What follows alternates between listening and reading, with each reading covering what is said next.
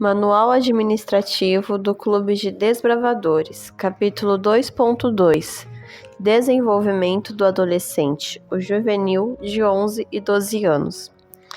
Desenvolvimento da afetividade e socialização. Nessa fase, é necessário que os líderes recorram às estatísticas para situar, não como norma, mas apenas como orientação, o momento da puberdade. Assim, chega-se ao entendimento que a maioria das meninas chega à puberdade em uma idade situada entre 10 e 12 anos, enquanto a maioria dos meninos a experimenta entre 12 e 14 anos. As mudanças próprias da puberdade são manifestações fisiológicas do organismo em crescimento, que quer dizer, trata-se de mudanças físicas, não obstante, e devido à sua intensidade, à sua envergadura e à rapidez com que ocorrem, perturbam profundamente o equilíbrio psíquico infantil, que se manteve tão tranquilamente durante os anos de latência. Embora exista uma atitude mais crítica em relação aos pais e seja mais forte o sentimento de independência e de afirmação pessoal, os sentimentos de apego e lealdade para com a família costumam ser intensos aos 11 e 12 anos. O juvenil sente-se atraído pelo grupo familiar e costuma procurar nele proteção e companhia. A relação entre os dois sexos, por volta dos 11 anos, até mesmo um pouco antes, em alguns casos, inicia-se uma fase de desenvolvimento sexual, que, além de aproximá-los do amadurecimento definitivo e modificar o funcionamento do seu organismo, influi na visão que cada um tem do sexo e favorece o surgimento da primeira aproximação. É provável que surjam interesses por festas e reuniões de todo tipo, nas quais não deixarão passar a oportunidade de estabelecer amizades, nem de ensaiar as primeiras tentativas de aproximação. Com frequência, essas primeiras relações afetivas têm mais eco dentro do grupo de colegas.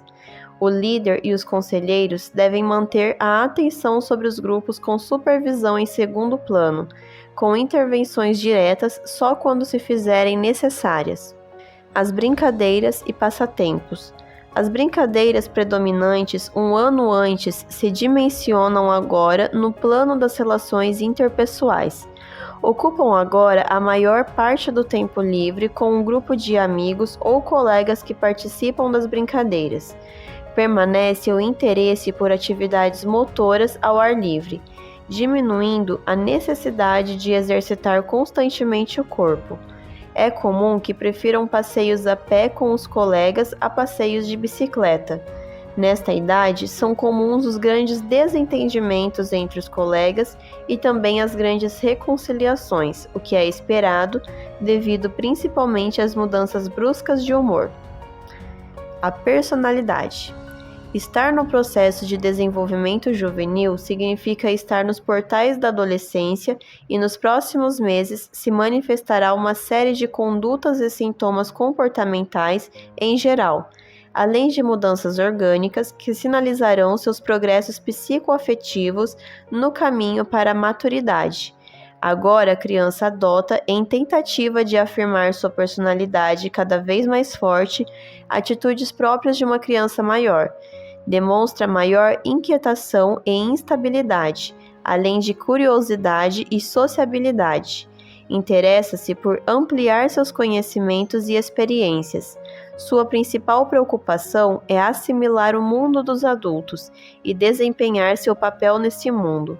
Já consegue expressar com mais facilidade suas opiniões do que ouvir e levar em consideração o ponto de vista do seu interlocutor. Os aspectos que são mais comuns e marcantes dessa fase, que são consenso entre os estudiosos, são as rápidas mudanças de humor e certa instabilidade no estado geral de saúde. Experimenta mudanças bruscas em seu estado de ânimo. Os que convivem com ela sabem que ela pode passar em pouco tempo da alegria para a cólera e do riso espontâneo para uma profunda tristeza. Sua instabilidade na saúde, assim como as variações emocionais ou as atitudes de simulada prepotência, requer por parte dos educadores, líderes e conselheiros a compreensão de que essas características não constituem um sintoma de debilidade orgânica. A afirmação do eu, rebeldia e emancipação. As transformações vivenciadas nessa fase, orgânicas e afetivas, geram uma série de reajustes profundos em suas relações com as pessoas e coisas, ou seja, novas formas de relação com o ambiente que a cerca. O juvenil deverá estar preparado para definir sua personalidade, demonstrando que é capaz de pensar e atuar por si só. Recusa-se a obedecer em determinadas ocasiões, demonstrando rebeldia. Tudo isso se relaciona com as primeiras manifestações do processo de afirmação da personalidade.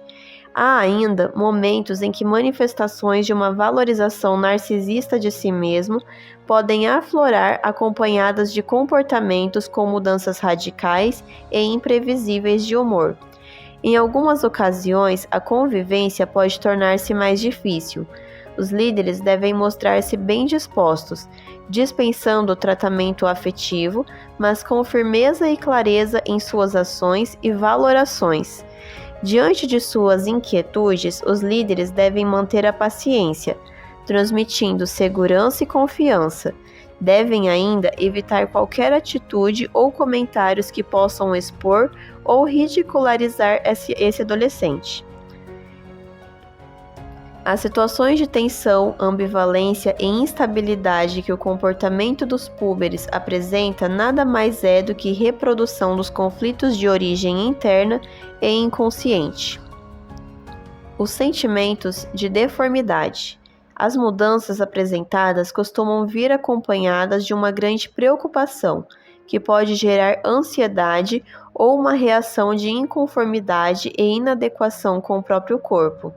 O sentimento de deformidade, conhecido como dismorfismo, é observado em especial nos jovens que atravessam a puberdade e ao longo da primeira fase da adolescência, entre 11 a 14 anos, pode apresentar-se de diferentes formas e com sintomas sempre referidos ao corpo, sentimento de ser muito feio, convicção de deformidade física e etc. Em geral, trata-se de um pré-julgamento negativo sobre o peso e, em especial, da forma do rosto e dos caracteres sexuais. A preocupação com defeitos mínimos na aparência podem levar o adolescente a comportamentos estranhos, uso de casacos em dias quentes com o objetivo de esconder o corpo, cabelo no rosto para escondê-lo, por achar que há defeitos enormes nele, ou anorexia, bulimia, porque a pessoa se acha gorda, quando na verdade encontra-se dentro do peso e das medidas adequadas. No menino, o sentimento de deformidade reside no receio de não ser viril, enquanto a menina parece organizar-se em torno de um certo receio às formas femininas adultas. Algumas circunstâncias sugerem desempenhar papel fundamental nesse sentimento de deformidade: a não aceitação da puberdade por parte da família e, em especial, a rejeição materna. Há ainda o culto ao corpo nas sociedades ocidentais, que na atualidade é disseminado por veículos de comunicação, difundindo padrões estereotipados de beleza e proporções físicas, associando-os ao sucesso pessoal, sexual, esportivo e mesmo profissional e cultural.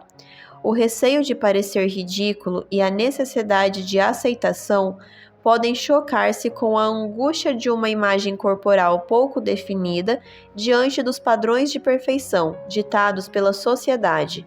As modificações do equilíbrio hormonal, por outro lado, afetam certos sinais sexuais externos, podendo aparecer caracteres secundários do sexo oposto, crescimento das mamas, o aumento de gordura nos quadris do menino, aparecimento de penugem e musculatura na menina.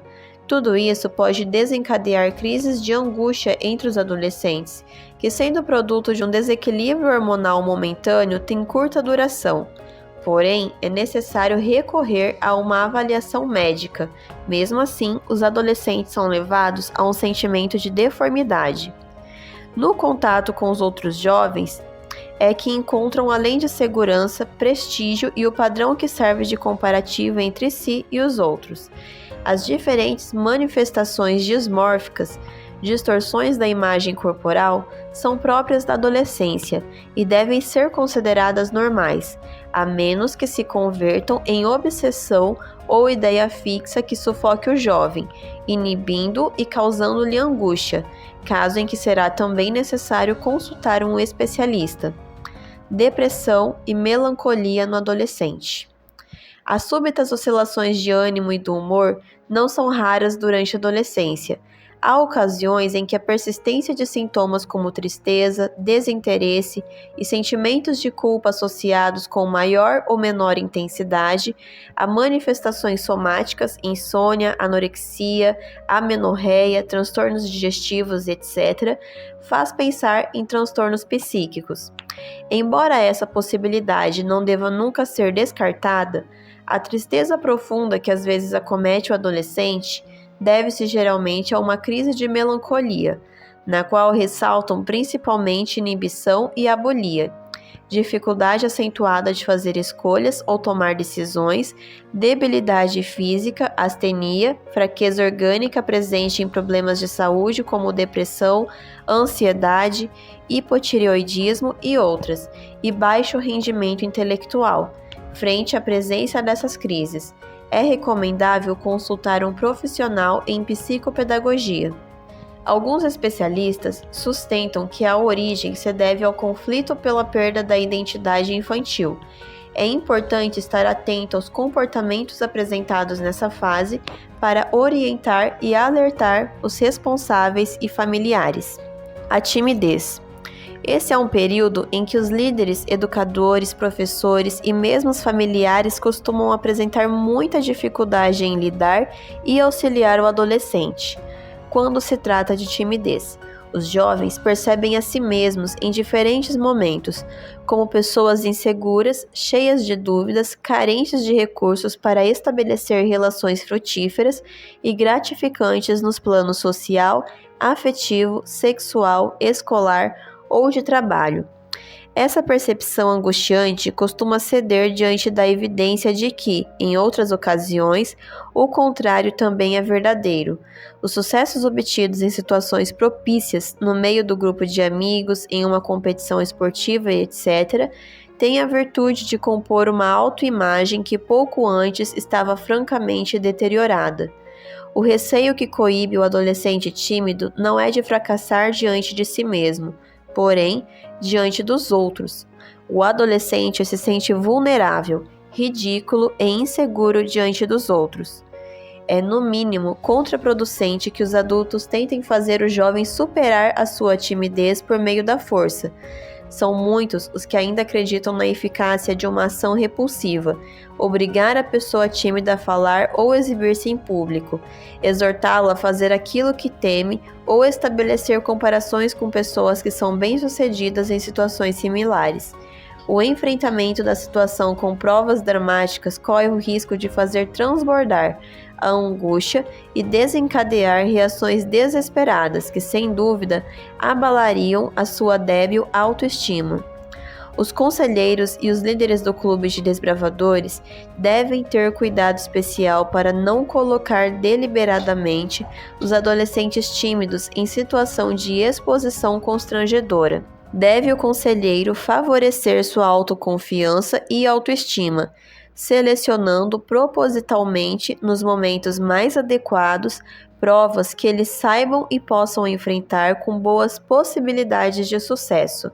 É positivo para o jovem a compreensão de que seu conselheiro confia, acredita nele e sempre lhe concede a livre oportunidade selecionada de sucesso. Será a progressão sucessiva de pequenos sucessos e pequenos fracassos que em todas as fases da vida favorecerão a reconstituição do narcisismo deteriorado. Ter a oportunidade de assumir livre e espontaneamente certas responsabilidades pessoais, sem serem instigados pelos outros e perante os outros, permitirá diminuir a tensão produzida pelo receio de parecer ridículo e de fracassar. redirecionando o olhar do outro para um lugar menos angustiante. É muito importante que as pessoas que acompanham o adolescente possam orientar a família a consultar um profissional, psicopedagogo, que possa ajudar o jovem a enfrentar essa situação que tanto mal-estar produz. Desenvolvimento da sexualidade. A puberdade feminina propriamente dita se inicia com o amadurecimento das glândulas sexuais, ovários, e em consequência com o início do aumento dos seios.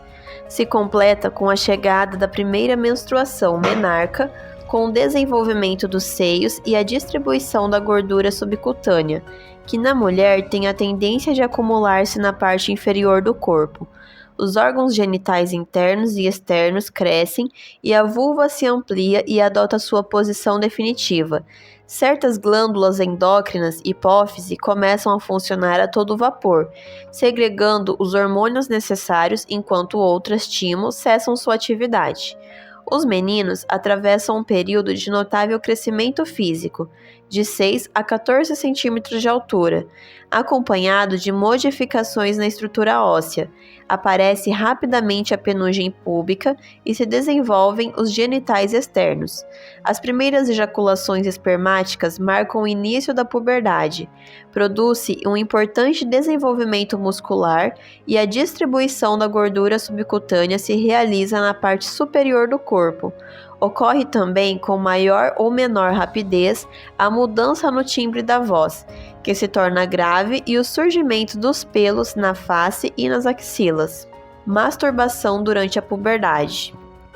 Durante a puberdade, o menino e a menina vêm-se submersos em um permanente conflito entre o prazer e a lei. Porém, frente à intensidade dos seus desejos, recorrem à masturbação, praticada em geral de modo solitário.